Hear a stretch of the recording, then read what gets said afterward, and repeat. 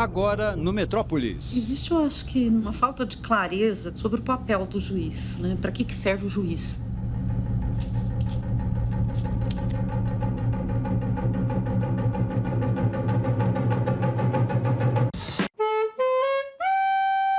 É um caminho da espiritualidade, eu imagino que seja da conexão com o belo, com o divino.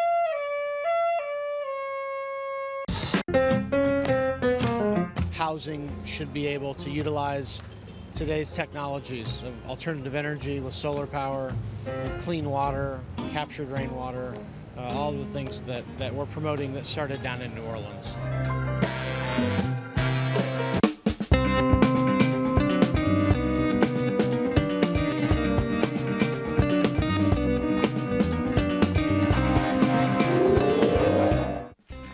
Boa noite, a gente começa o Metrópolis de hoje com o vencedor do Festival de Cinema de Brasília, Sem Pena, de Eugênio Pupo, foi escolhido pelo Júri Popular. O filme faz um mergulho profundo no sistema penal brasileiro, desde o processo até o cárcere. O Eugênio e a Marina Dias, idealizadores do longa, estão aqui no nosso estúdio. Sejam bem-vindos, boa noite. Obrigada. E parabéns para vocês, né? Esse prêmio é extremamente importante, principalmente com a natureza do filme, não é? Pois é, e importante porque a gente concorreu esse prêmio do melhor filme pelo Júri Popular com um filme de Brasília, um filme excelente, né, que é Branco Sai, Preto Fica. E ganhamos frente concorrendo com o filme de Brasília, que é uma coisa bastante não convencional. Claro. Né? Como é que nasceu essa parceria entre vocês nessa questão da idealização do filme, Marina? Eu presidia o Instituto de Defesa, do Direito de Defesa, né, que é uma organização, uma instituição que trabalha com a questão do acesso à justiça, enfim, o sistema prisional, a importância de todos terem acesso a uma defesa de qualidade. Enfim, uma temática muito difícil de ser trabalhada, uma temática em que as pessoas têm muita dificuldade de compreender a importância, né, de você ter acesso à justiça, de você ter uma defesa importante e eficiente. Enfim, sempre foi um tema muito delicado. E a gente sempre percebeu a importância de começar a trabalhar esse tema e discutir essa temática tão importante, tão urgente, com mais gente, com mais pessoas, né? E eu sou muito amiga do Pupo há muitos anos. E eu começou a conversar sobre essa necessidade de compartilhar esse tema e pensamos no primeiro momento em fazer uma mostra de cinema e aí eu comecei a discutir com o Pupo quais todos os nossos dramas e as nossas dificuldades e aí disso nasceu esse documentário que é a ideia de você trazer essa perspectiva, né, do que significa o sistema de justiça criminal, qual é a política criminal que a gente vem adotando no país. Existe, eu acho que, muito desconhecimento e muito preconceito em relação ao tema, não? Você não acha, Eugênio? Eu acho que o documentário vem ajudar bastante nesse sentido. Existe um preconceito em relação a isso. E as pessoas, por desconhecerem tudo o que acontece, e são muito pressionadas muitas vezes por programas de televisão sensacionalistas, etc. e tal, que demonizam a questão humana. Esses programas de televisão que tratam da violência como entretenimento acabam deteriorando ainda mais a visão, deturpando mais e enfatizando mais essa visão dessa sociedade punitiva, né? É terrível. Se você pensar, por exemplo, que um cidadão é preso, depois que ele sai, ele não consegue arrumar emprego. Quer dizer, é uma relação muito, muito delicada essa, né? E quantas pessoas estão presas hoje? Quantas pessoas são presas todos os dias? Quer dizer, tudo absolutamente lotado. O Brasil tem a terceira maior população carcerária do mundo e a que mais encarcera com a velocidade mais crescente. Mais crescente é então, aqui. Imagina quantas pessoas presas. E todas as pessoas nunca vão conseguir emprego. Todas elas não vão, porque na prisão ali você não tem trabalho, não tem escola, você não tem uma série de coisas. A única coisa que você tem é costurar bola. E muitas vezes o juiz não considera isso para remissão de pena.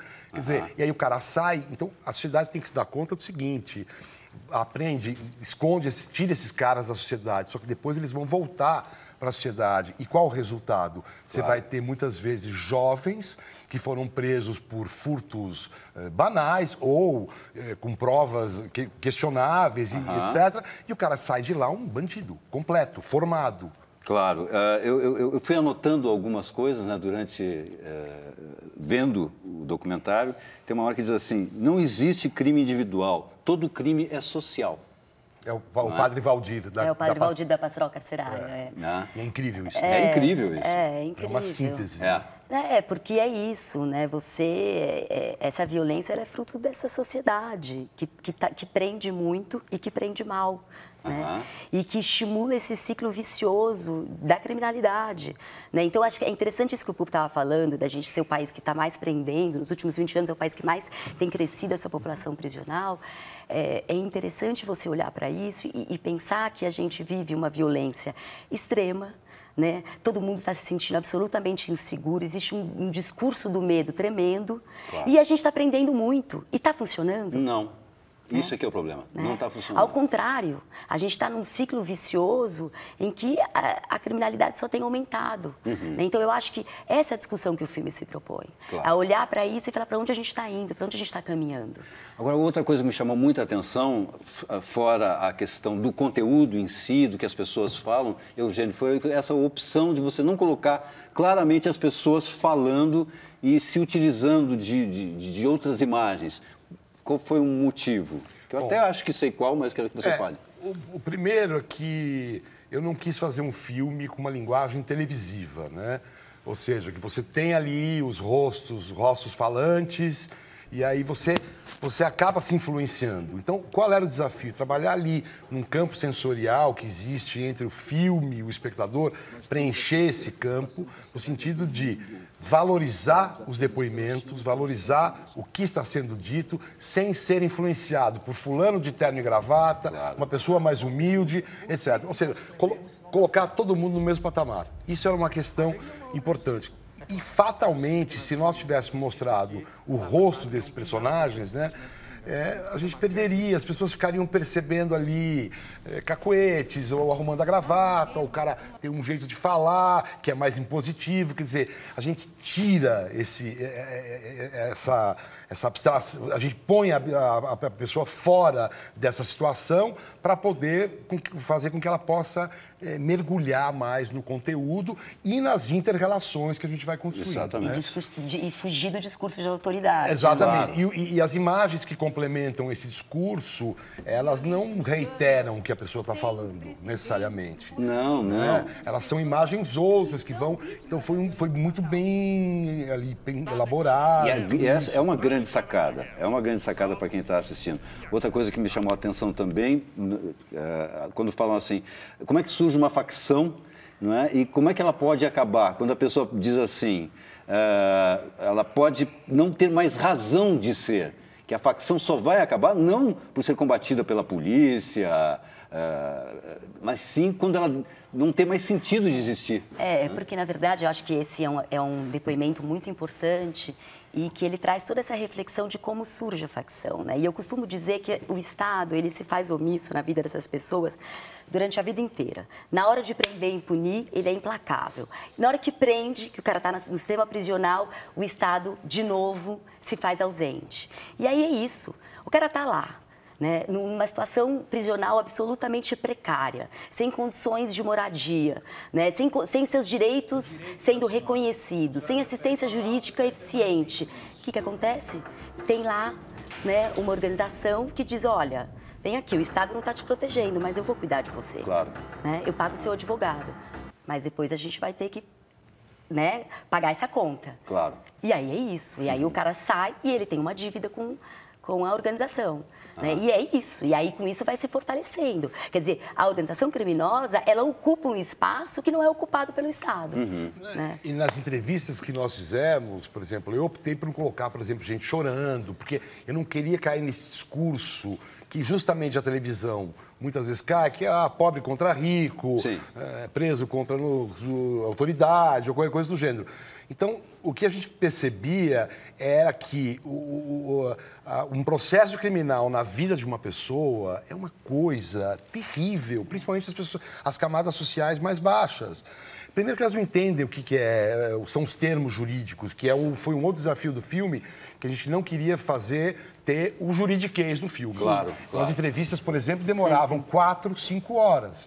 Eu fazia as entrevistas começando a falar da infância do promotor ou do juiz. Para humanizar um pouco mais. Para ir esvaziando um pouco. E ele também... Porque normalmente os caras estão acostumados a dar aquelas entrevistas padrão, que já tem aquele texto padrão. A gente não queria isso, queria algo mais aprofundado. Ou seja, quando a gente constatou que essas pessoas e toda a sua família e muitos dos seus amigos viviam aquele cárcere junto com esse acusado, e o quão pesado é aquilo. Primeiro, as visitas, você tem que ter um certo tipo de roupa para usar. Sim. Você não pode usar de vermelho na quinta, mas na outra quinta você pode. Sai de novo da fila, entra de novo, enfim.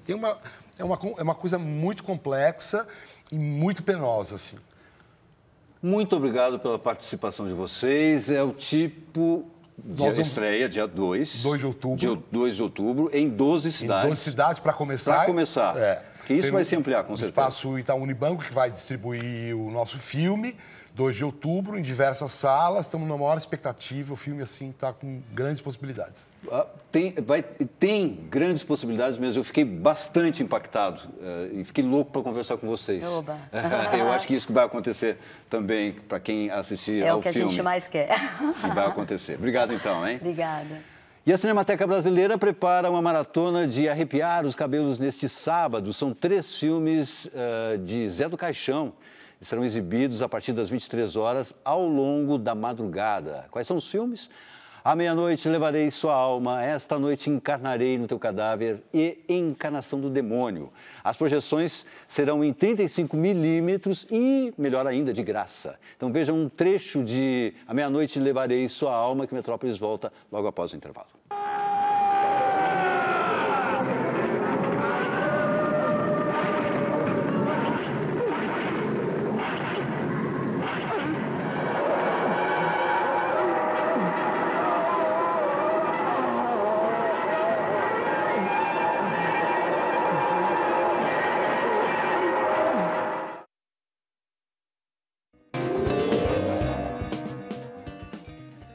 Já estamos de volta com o Metrópolis e chega ao fim, neste domingo, a 15ª edição da Restaurante Week São Paulo. Um dos restaurantes que participam do evento é comandado pelo conhecido chefe Hamilton Melão. Na sua Melão Tratoria, ele consegue combinar a paixão pela gastronomia, o amor pelas artes visuais, a admiração pelo cinema e, sempre que possível, os dotes musicais.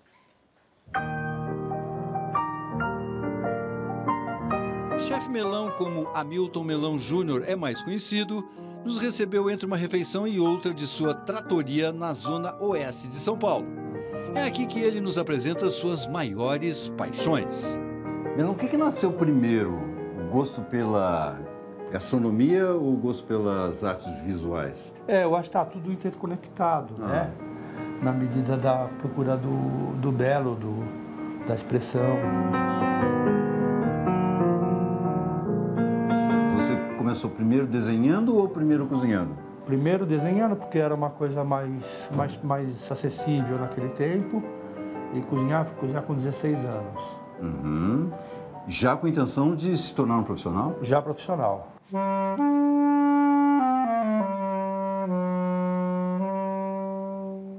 Eu estudei clarinete dos 8 aos 16. Fui da Sinfônica Estadual, da Sinfônica Jovem. Com 16 eu larguei e fui estudar na Itália gastronomia. A escolha da culinária italiana não foi casual. Minha mãe é italiana nata. Melão passou 4 anos estudando na escola Alberghiera, província de Pescara. E depois trabalhei alguns anos na Itália, voltei para o Brasil, trabalhei no restaurante Máximo, que naquela época era o melhor restaurante do Brasil, e abri o Hotel Maxud, com Michel Darquet. São meus 2 grandes mestres. E essa aqui seria mais ou menos uma síntese do que eu penso como cozinha. Circulando pelo seu restaurante, a gente percebe que você é super fã do Fellini. Eu tenho o Fellini também como referência. Eu acho que, para grande parte da minha geração, ele representa o onírico, o sonho. Você escreve. Eu trabalhei na Folha de São Paulo há alguns anos, no estado de São Paulo, sempre como articulista. Fundei a revista Caros Amigos.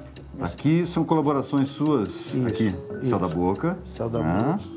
O Melhor da Gastronomia. Aí é um livro que tem as minhas aquarelas. Elas abrem capítulos. Comecei a pintar isso aqui porque era meu processo de criação de prato. Antes de criar um prato, você desenhava? Eu desenhava o prato a lápis. Aí eu fui botando cor.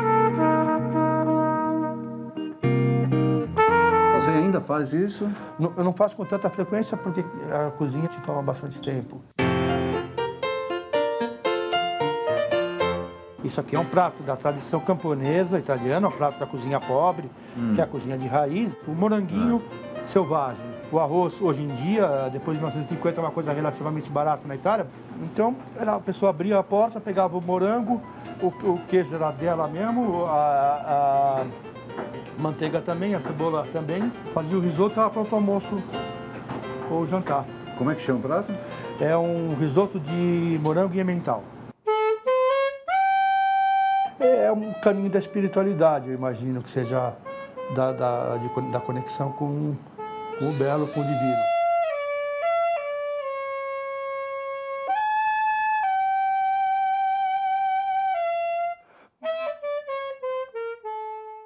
Muito bom, muito bom. Agora vamos falar um pouco das estreias. Algumas delas que chegam ao cartaz nos nossos cinemas. Vamos começar com Sin City 2, 9 anos depois. O primeiro Sin City foi em 2005, só agora em 2014 que eles vêm com Sin City 2. Mas é bem-vindo, a gente vai assistir, a estética é a mesma que a gente já conhece lá do filme original, dirigido pelo Frank Miller, conhecido pelas suas graphic novels, que deram origem, inclusive, ao filme, com a mesma estética, e pelo Robert Rodrigues, que é um super fã. A história é mais ou menos a que vocês conhecem, é só a continuação. É a Nancy, que é quem faz a Jessica Alba, quer vingar a morte do John Hurtigan, que era feito pelo Bruce Willis. Ela toma coragem para enfrentar um poderoso e corrupto senador. Já o Dwight, que desta vez é feito pelo Josh Brolin, tenta ajudar a sua amada, a Ava, que é a bela Eva Green. E novamente é traído pela Dama Fatal. A Nancy, que é Jessica Alba, contará ainda com o apoio do Marv, eu sempre bem-vindo também, Mickey Rourke, sempre ótimo. E o melhor personagem desta vez é feito pelo Joseph Gordon-Levitt, que faz um rato de cassino. E como vocês viram aí, a estética é aquela coisa, quase tudo preto e branco, alguns detalhes coloridos. A grande novidade que os filmes hoje em dia quase todos apresentam, para faturar até mais, é o 3D, um belo 3D. Tá, então, e a estreia nacional que a gente vai destacar para vocês é um filme, olha, se o outro era de 2000, o original do Sin City tinha feito em 2005. Esse aqui, o Jardim Europa, ele foi rodado há 10 anos. 10 anos atrás. E só chega agora. Coisa de cinema brasileiro, Fica na prateleira, e agora ele chegou. Foi rodado em 2004, chega e está em cartaz. Jardim Europa, vocês podem, então, conferir nos cinemas. O filme é do uruguaio Mauro Batista Vedia, que é muito conhecido como diretor de teatro, aliás, muito elogiado como diretor de teatro aqui em São Paulo. É uma comédia que se passa nesse bairro chique, nobre de São Paulo, que é o Jardim Europa. Uma família tradicional, mas já falida, com dinheiro contado, mas que não larga a mão das lembranças de um passado de glória. A família é formada pela Eleonor e seus 3 filhos, e a história aí muda de rumo quando um professor aposentado e um morador da Moca passa a frequentar, então, a mansão. O filme é muito inspirado nos filmes, nas obras do Mike Leigh. Também estão muito cotados, você pode dar uma conferida também, os filmes O Pequeno Fugitivo, que é de 1953, exatamente, está voltando ao cartaz. É um filme em preto e branco, que foi muito elogiado pelo André Bazin, lá naquela época, né? Que foi um dos diretores da Cahiers de Cinema. E tem Miss Violence, que é um filme grego assinado pelo Alexandros Avranas, que é sobre o suicídio. E para quem gosta de terror, que eu não falei na semana passada, tem Livrai-nos do Mal, que eu vi, fiquei com medo de falar aqui, porque podia ser muito ruim, mas eu vi, para quem gosta do gênero, é bem legal, viu? Eu gostei, Livrai-nos do Mal. Quer uma dica musical para esse fim de semana? No domingo tem show gratuito no Vale do Anhangabaú. A Orquestra Polirritmo de Cotonou faz a apresentação de abertura e Sean Kuti, filho do Fela Kuti, encerra a programação. Os shows acontecem a partir das 4h30. O Metrópolis faz então um intervalo e volta daqui a pouco.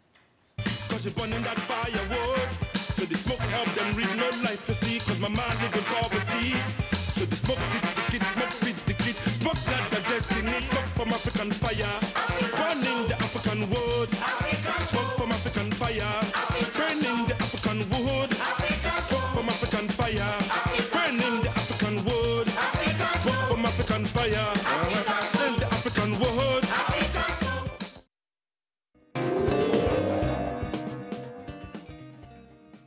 De volta com o Metrópolis, o arquiteto e paisagista norte-americano Tim Duggan, da fundação Make It Right, criada pelo ator Brad Pitt para levar moradia às vítimas do furacão Katrina, foi um dos participantes do Arc Futuro, um fórum internacional sobre o futuro das cidades que aconteceu no auditório do Ibirapuera esta semana.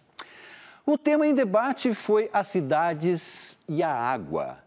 E Tim Duggan apresentou alguns modelos de recuperação urbanística usados em New Orleans. A Cris Maxud aproveitou a oportunidade para saber a opinião de Duggan sobre assuntos polêmicos daqui de São Paulo, como a crise da água e o minhocão.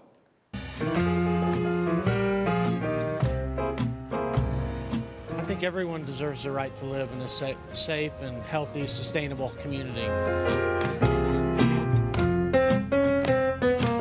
Housing should be able to utilize today's technologies of alternative energy with solar power, clean water, captured rainwater, all the things that we're promoting that started down in New Orleans. I'd like you to explain a little bit about the Made It Right. So we're an organization that was started by the actor Brad Pitt 2 years after Hurricane Katrina in New Orleans, with the original goal of building 150 sustainable homes for folks to return back to New Orleans. Sweet home, New Orleans. Since we began that process, we found that other communities also have need for sustainable housing and community redevelopment. And we ventured out from New Orleans to continue the effort in New Orleans, but beyond. And we are living a water crisis here in São Paulo. One needs to start to address water at the level of rainwater collection, at stormwater management, at wastewater treatment, and turn that water back into the resource that it truly is through innovative and sustainable development practices. So we have the Minhocão here. Do you have any opinion about this kind of bridge, like the High Line of New York? Destroy it or not, transform it into a park or not?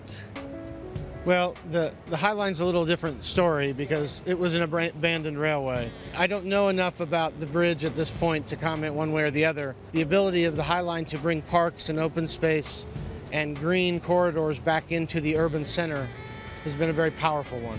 And we've seen a renaissance in New York City around the High Line corridor, what I know of the High Line's success.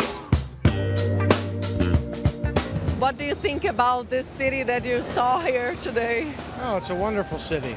There are problems in São Paulo, just like many other cities around the world. Sustainable strategies can be developed for the future. This is the way that you think that architecture can help a city like São Paulo? I think the blending of architecture, landscape architecture, and urban planning with an overarching idea of sustainable development could be very beneficial in a planning process for the city of Sao Paulo.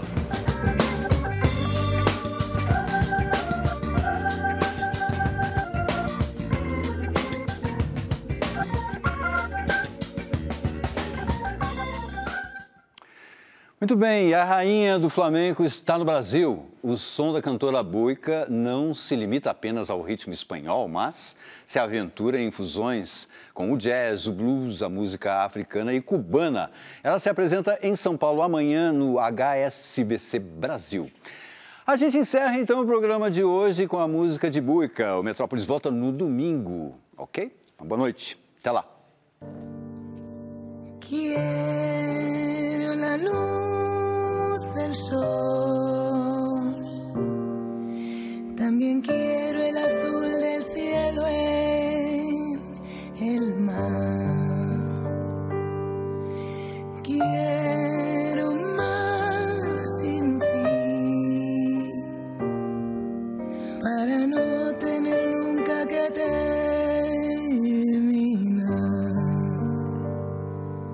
como la flor feliz de ver cómo nace la flor. Hoy mi sombra se deshace como el viento.